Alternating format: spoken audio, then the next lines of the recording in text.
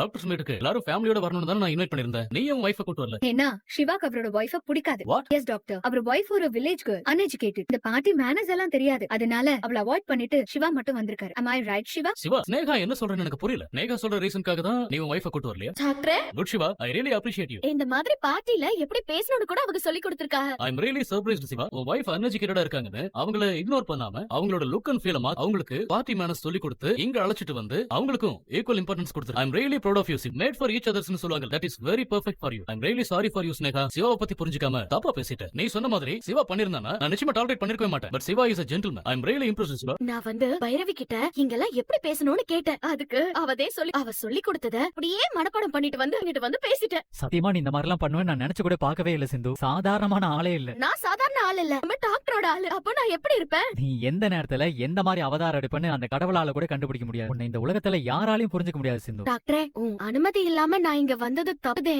என்னைய மன்னிச்சிடு டாக்டரே. நீ மன்னிப்பெல்லாம் கேட்க வேணாம் சிந்து. ஆக்சுவலா நான் தான் உங்ககிட்ட மன்னிப்பு கேட்கணும். I am very sorry Sindhu. I am really sorry. No mention டாக்டரே. பாரா, உன்னைய யாராவது தப்பா பேசினாலோ அவமானப்படுத்த நினைச்சாலோ நான் பாத்துக்கிட்டு சும்மா இருக்க மாட்டேன். இந்த கலர் ரொம்ப நல்லா இருக்கு. இது ஆறுமுகம் எனக்காக தான் வாங்கி வச்சிருப்பான். என்ன அப்படி இந்த கலர் நெயில் பாலிஷ் எனக்கு பிடிக்கும்னு யார் சொன்னது? எங்க அப்பாவா எங்க அம்மாவா? ஓ, சிந்து சொன்னாளா? நீ வாங்கி கொடுத்த நெயில் பாலிஷ் எடுத்துக்கிட்டேன்றதுக்காக உன்னை ஏத்துக்கிட்டேன் தப்பா நினைச்சிடாத. இந்த நெயில் பாலிஷ் உனக்காக நான் ஒண்ணு வாங்கிட்டு வரல. காயத்ரி கேட்டாலேன்னு வாங்கி